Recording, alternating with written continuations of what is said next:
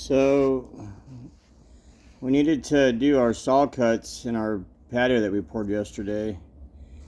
And when we cut for aesthetics, but obviously we also cut for crack control. These are called control joints. There's two types of joints in concrete construction. There's expansion joints and there's control joints.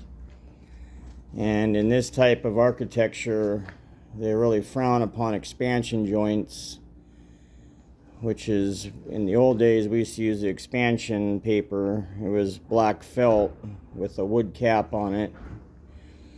And, where this cut is, instead it would be a wide, half-inch wide joint, edged or, relieved or bull-nosed on each edge.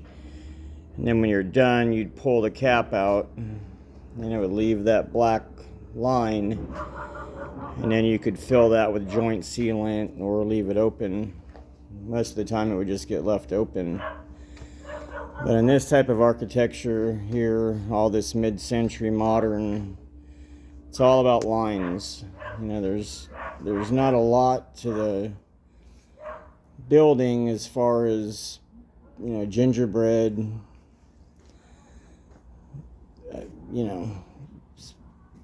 wood and stuff like that. It's all about the lines. Everything has to be straight.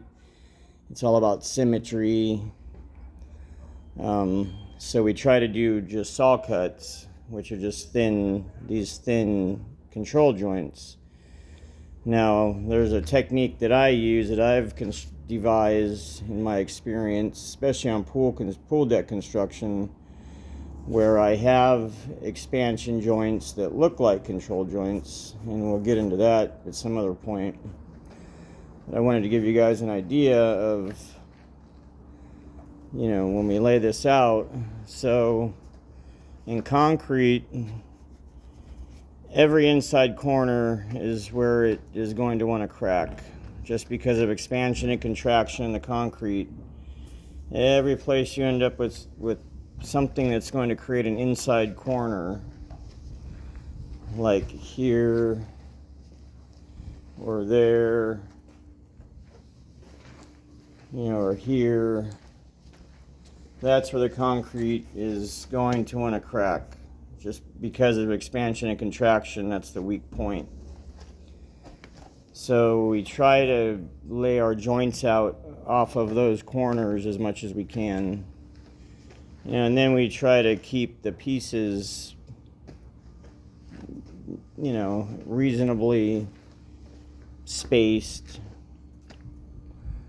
Like on thin stuff, like around the pool, I try not to go over 6 feet. Anytime I do a pool cantilever, my rule of thumb is nothing over 6 feet. When we're doing stuff like this patio, really I try not to go over 8, 9, maximums like 10 feet.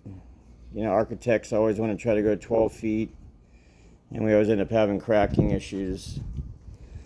As far as reinforcement, a lot of these projects, the budgets are so tight right now, they try to forego the reinforcement, the cost of the rebar and the labor to install it.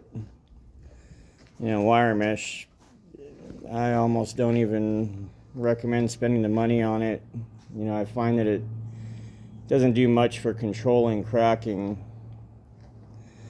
So I'm going to put the phone down here and see if I can rest it on these rebar caps and let you watch me cut this joint.